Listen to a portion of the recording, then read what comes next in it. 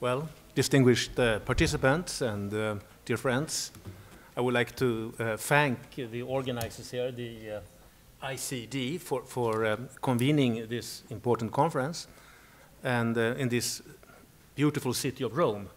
I'm an ambassador to the Holy See, but unfortunately I'm not resident in Rome. I live in Stockholm, travel here frequently, and also to Valletta, Malta, which is my other ambassadorship.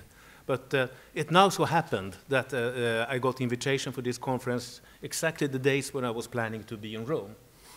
And I also feel especially comfortable here on the podium with fellow Nordic citizens. Mr. Askrimson, who is a prominent politician and statesman and former prime minister and minister of foreign affairs and well known in the Nordic circles. So it's a real pleasure to be at his side this afternoon. Well, I'm a newcomer to this field, and really, although destiny, not the design, has made me, I've served in several countries where actually religion is, countries that are based on religion. I've been to serving in Israel, I've been serving in the Islamic Republic of Pakistan, and now ambassador to the Holy See. And so it comes in a way in my background, but I'm not really ever focused on the issues of interfaith dialogue.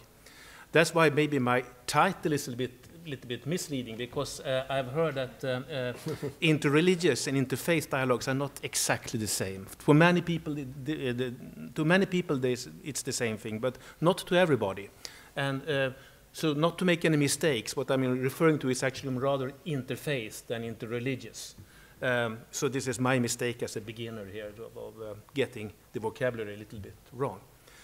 I will start by making a few reflections on what cultural diplomacy is and what it distinguishes it from traditional diplomacy.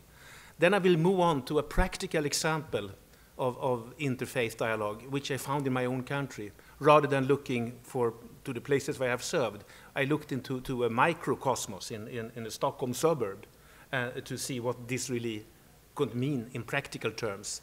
And at the end, I will try to draw some, not conclusions, that would be too far, but some thoughts about what you could learn from this micro level dialogue and transform it to the macro interstate level, or even well, interregional level, or whatever, global level. So, and I'll try to be brief. It's late in the afternoon. Well, if you look at the whole field of diplomacy, the aims of the traditional diplomacy and the cultural diplomacy are different. Because in the traditional diplomacy, you negotiate in order to reach an agreement on a particular issue. I mean, how to divide a territory, or how to design a constitutional framework, or how to distribute resources, or how to reach a target for global warming, for example.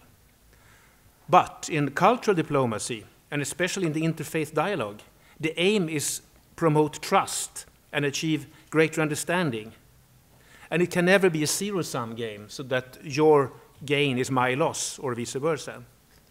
And also, you don't, at least as I see it, you don't try to convince the other party to change his or her mind or deep convictions. But what you try to do, and you don't try to impose your own point of view, but what you try to do is to clarify the issues and try to find out what unites you. And then you can also, of course, have to identify what divides you, where you do not agree. But then you can need to find a way through the cultural diplomacy and interfaith dialogue how to manage these differences. So it cannot be neatly divided, and you cannot, I mean, you can't negotiate such a thing as faith. So the traditional tools of diplomacy are not applicable here. You cannot, it's a much more long-term process we are talking about. So,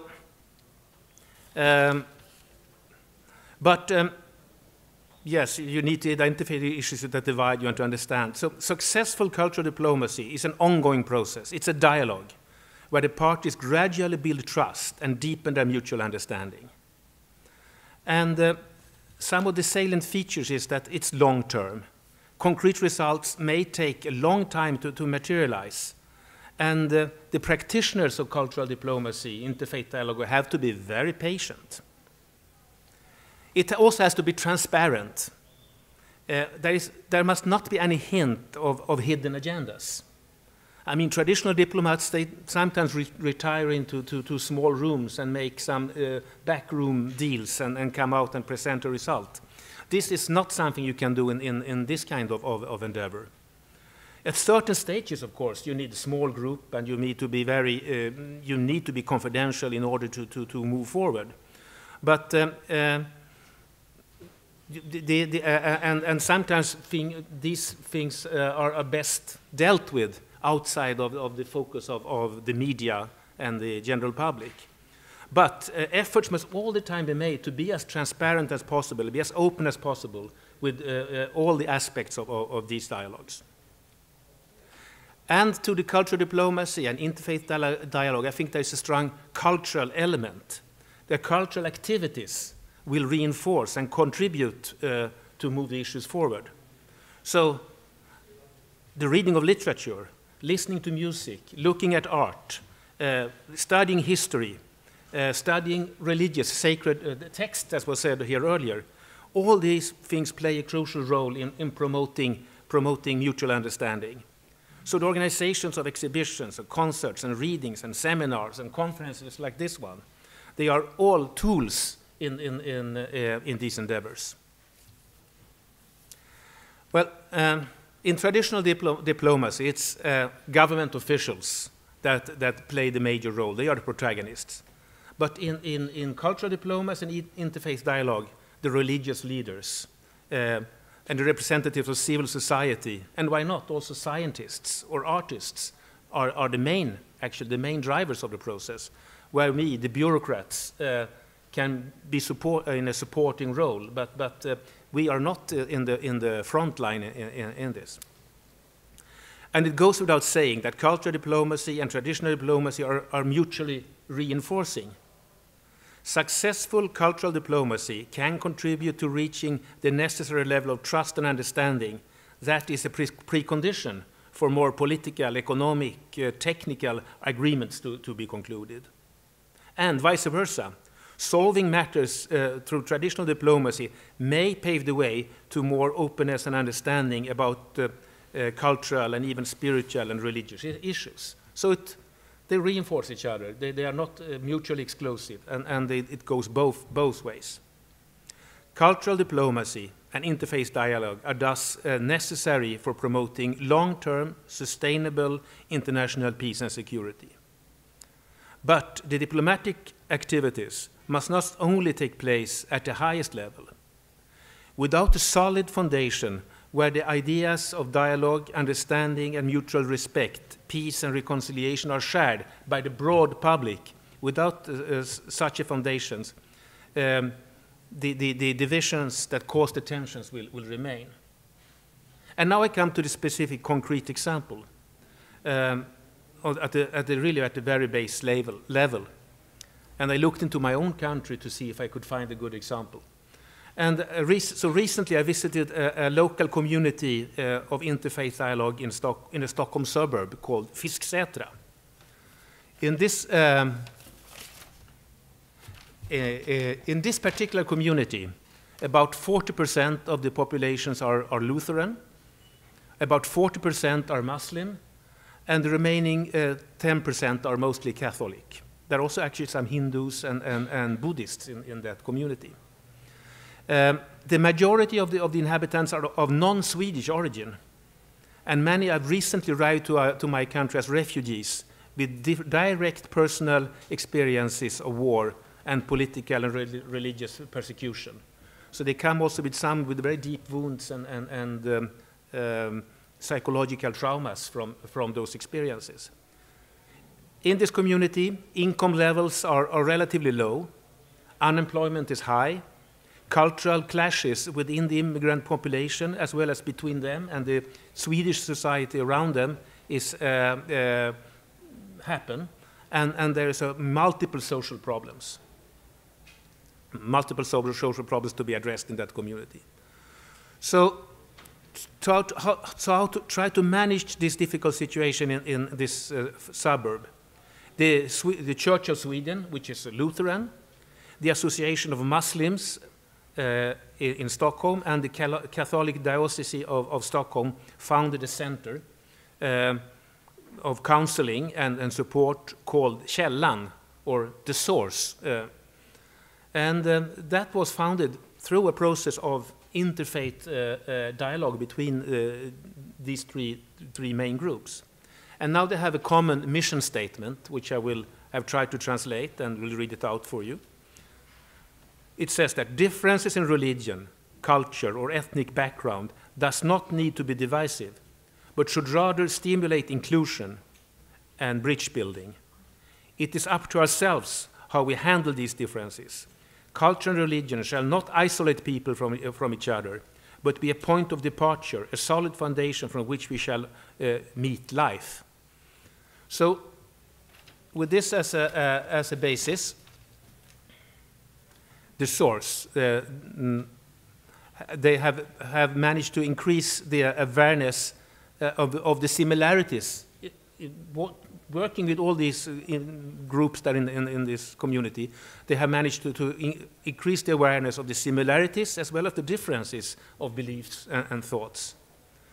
And of course, among the most basic similarity is the conviction that there is one God, and that God has created all human beings as equals, and that they wanting them to live in peace and as good neighbors.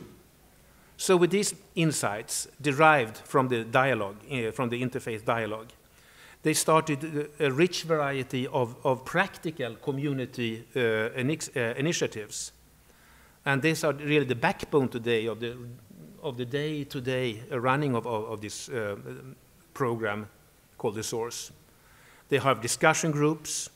They help the people with contact with the local authorities. They have language training. They organize group for parenting. They organize legal assistance, healthcare, and of course there are religious services for the Christians in a church connected to the center, and for the Muslims in a nearby mosque.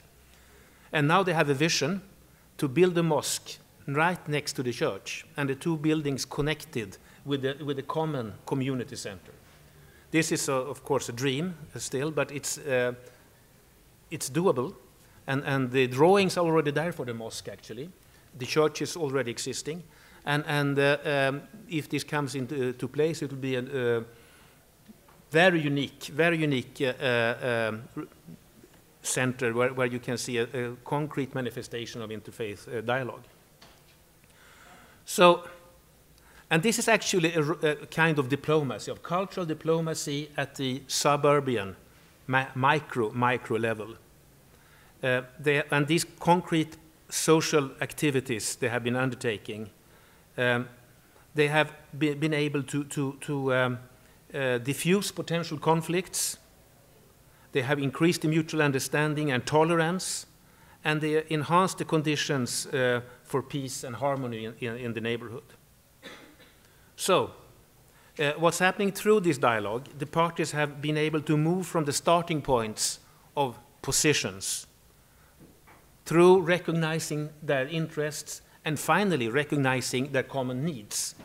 So it's addressing the problems from the perspective of what are the common needs that they have been able to be successful. And let me explain a little bit more in detail. Positions, as you know, this is where our diplomats are dealing in. These are things that we state in conferences. That territory A historically belongs to us. That's a position. And these are statements that are kind of written in stone. They're untouchable. But if you look behind the position, you might find that actually there is some interest behind it. And you try to define what that interest is. And maybe you will find out that you want this specific territory because there is a river that runs through it. So here you find the interest. The interest is getting hold of the river. So you can use the river to drink the water or irrigate the fields or get energy from it. But you stretch it even a little bit further. And then you see that, yeah, you look at the need for water. Well, this need to drink it, to irrigate the fields, and to get electricity, this is common for all the inhabitants in the area. The kind of universal needs that we all have. We need to drink and we need to eat. So by the interreligious or interfaith dialogue and the cultural diplomacy, you can do this kind have this kind of discussions.